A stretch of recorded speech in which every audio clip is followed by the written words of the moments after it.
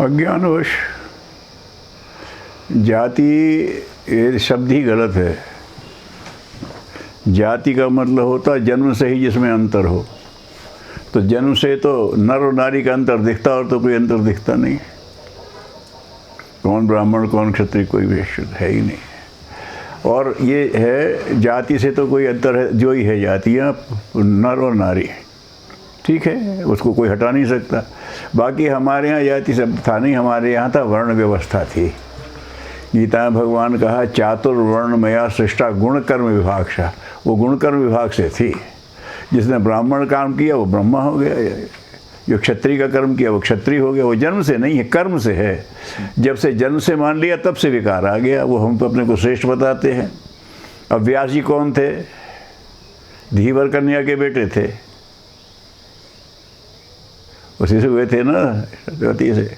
धीवर कन्या के बेटे थे और ब्राह्मणी ने ऋषि हो गए, है ना।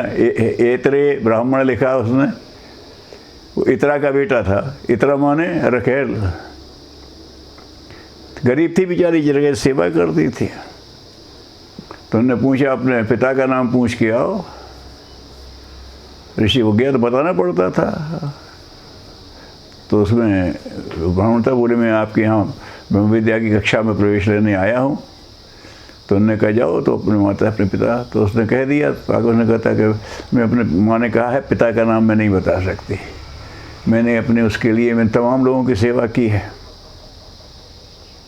मैंने कुछ कह दिया तो लोग हंसने लगे।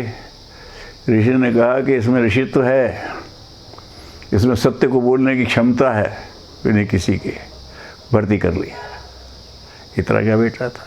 ये तेरे ऋषि बना, ये तेरे ब्राह्मण उसी ने रचना की, ये तेरे उपनिषद है।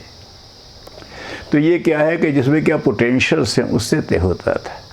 चातुर्वर्ण्य गुण कर्म विभाग से। तो जो कर्म कर रहा है इस हिसाब, ये जो शिक्षा के लिए काम कर रहा है वो ब्राह्मण कर्म है। अगर मन से किया है तो, लाचारी में किया बात अलग है। जो पुलिस में या मिलिट्री में भर्ती हैं वो सब क्षत्रिय धर्म कर रहे हैं, जो व्यवसाय में लगे हैं वो सब वर्णिक धर्म कर रहे हैं, जो सेवा में लगे हैं वो शूद्र कर्म कर रहे हैं। इनमें कोई भेद नहीं था छुआछूत का, ये अपने अज्ञान ने किया है। अगर समाज एक व्यक्तित्व है, समाज का एक अपना स्वरूप होता है। अगर व्यक्ति श्रेष्ठ है तो सबसे पहले उसके चरण पूजे जाते हैं। माथे में तिलक बाद में होगा, पहले पैर धोए जाएंगे, फिर हाथ धुलाए जाएंगे, फिर अंत में माथे में तिलक होगा। तो अगर समाज श्रेष्ठ तो पहले शूद्र पूजे, क्षत्रिय पूजे। तो ये व्यक्तित्व है। अगर महान व्यक्ति है तो सब उसके चरण से ही छुए करते हैं। और गलत काम किया है तो पहला थप्पड़ मुंह में पड़ता है। अगर समाज गलत है तो सबसे बड़ा दोषी ब्राह्मण है। गुरुदेव यही कहते थे, ये ब्राह्मणों ने भ्रष्ट कर दिया, अपना कर्तव्य नहीं किया, जन्म से ब्राह्मण बन गए, ब्राह्मण कर्म है नहीं, इन्होंने मुझे भ्रष्ट कर दिया। एक वो ऐसे ही था, जब शुरू में आते थे वानप्रस्थ शिविर शुरू किए थे, तो वो गुरुदेव जो बोलते थे वो हमारे अभी वहाँ लक्ष्मण साहू जी वो शब्द बोल दिए। अब उनमें कुछ अहंकारी ब्राह्मण भी बैठे थे। अब वो गुरुदेव के मन से मुझे तो शोभा देता था, इन्होंने कहा तो उन्हें बुरा मान लिया। ये उनकी शिकायत मत करो, उसने कह दूंगा गुरुदेव के मुँह से तो मत दोहराओ। लेकिन वो चले गए। शुक्ल साहब गुरु जी का वो सुना, बोले ब्राह्मण हमें बहुत नफरत है, हम ब्राह्मण रावण को अभी तक पुतला जलाते, हमारा गुस्सा शांत ही नहीं हो रहा। ब्राह्मण को कर्मी बन गया साले, हमारा गुस्सा अभी तक शांत नहीं हो रहा है ब्राह्मण के लिए। और हमारे लिए वो पूजनीय है, व्यास हमारे लिए पूजनीय है। इसका बेटा था उत्तम कुल पुलिस नाती को हम मारते हो, इतना हर साल मारते हैं, हमारा गुस्सा नहीं शांत होता। तो ये गुणकर्म विभाग सा था, उन्होंने गुणकर्म विभाग सा कर दिया। अब आज समाज का कोई वर्ग ऐसा नहीं जिसमें अपने पुरोहित ना हो,